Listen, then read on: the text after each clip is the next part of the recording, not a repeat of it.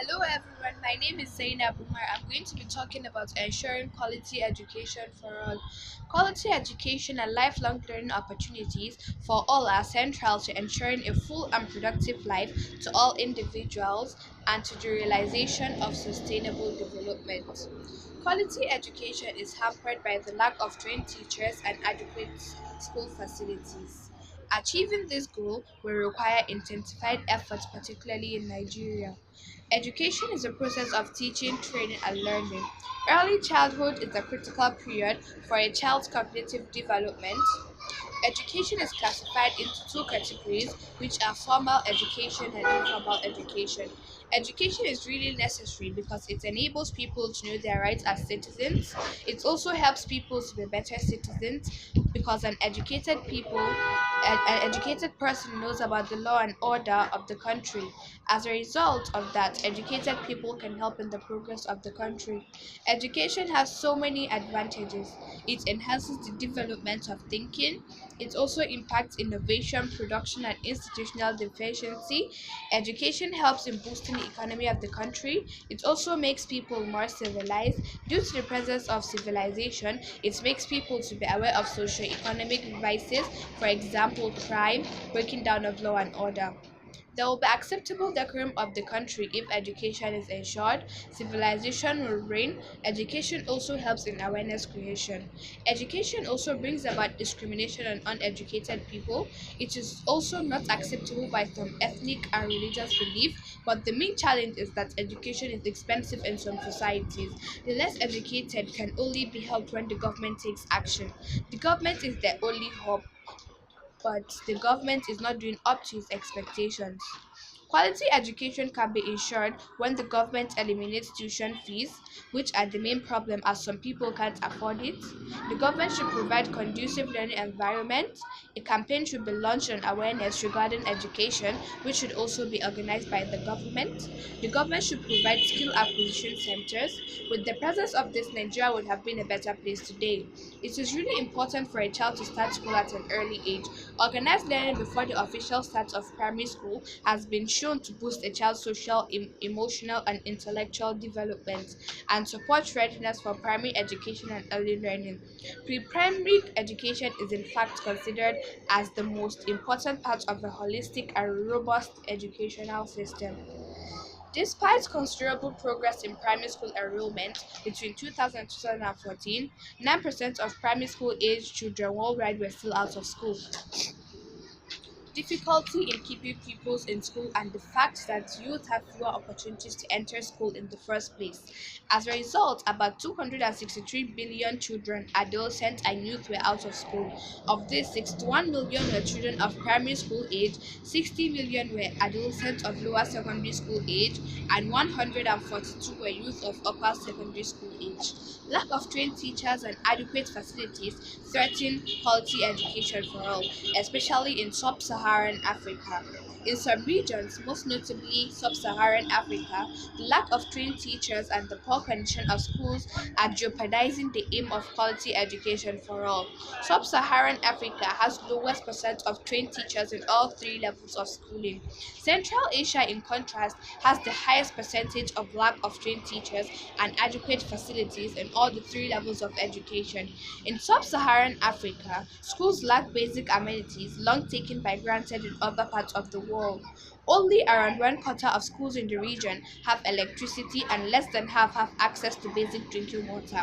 Although some have toilets, many still lack separate sanitation facilities for girls and boys. Achieving this goal, quality education for all, will require intensified efforts, particularly in Nigeria, targeted to vulnerable populations, specifically persons with disabilities, indigenous people, refugees, and rural poor. Thank you. Hello everyone, my name is Mariam Bakari and I'm going to be talking on ending extreme poverty and hunger. Poverty is the lack of material, goods, or services. It simply means the state of being extremely poor. There are different types of poverty. This includes situational, urban, absolute, rural, generational, and relative poverties. If you think about how rich Nigeria could have been, the word poverty will leave a sour taste in your mouth. Poverty makes you powerless to provide for your basic needs for food, clothing, and housing. You will lack money if you don't have money making skills or due to shortage of jobs. To change the situation, get a skill and solve the problem for others. We have different causes of poverty. Countries must accelerate inclusive and equitable economic growth and sustainable development that will not leave behind vulnerable populations such as women and youth. The United Nations Deputy Chief told the Commission for Social Development, which opened its annual session on Monday, here are the causes of poverty. We have high cost of getting education, corruption of government officials who squander public funds, large scale of unemployment, overpopulation due to lack of family planning, and bad living conditions. It is very important we deal with poverty to reduce vices like armed robbery, drug abuse, and prostitution.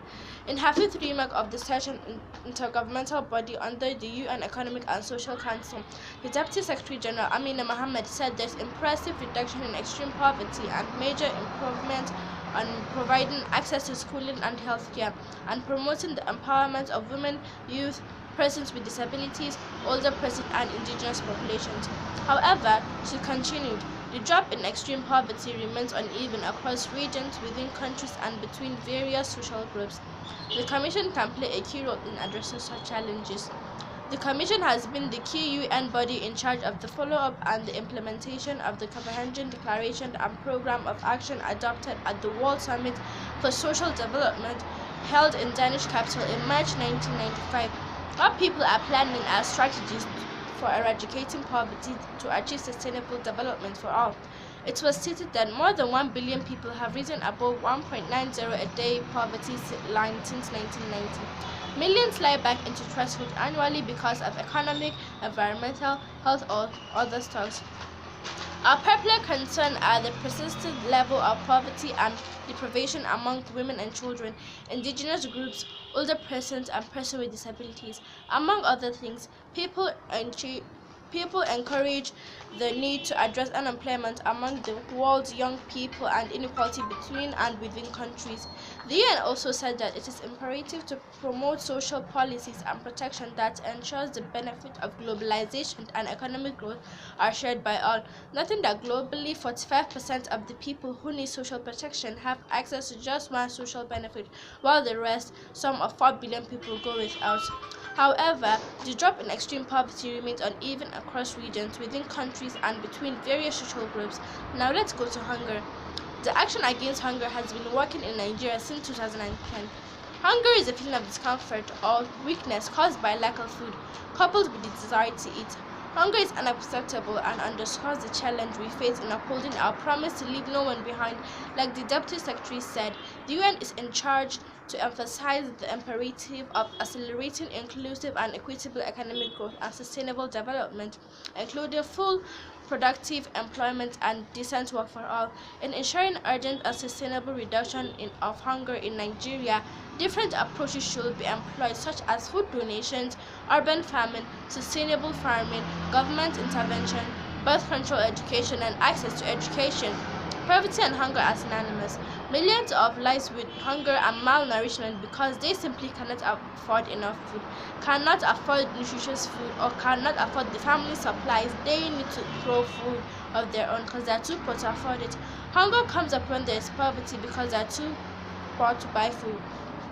Now, let's talk about the difference between hunger and poverty. The main difference between a poor person and a hungry person is that a poor person is in that state for a long time, whereas a hungry person is in that state till their next meal. So it is therefore safe to say that a hungry person is not correctly a poor person, while a poor person is not necessarily hungry. Thank you.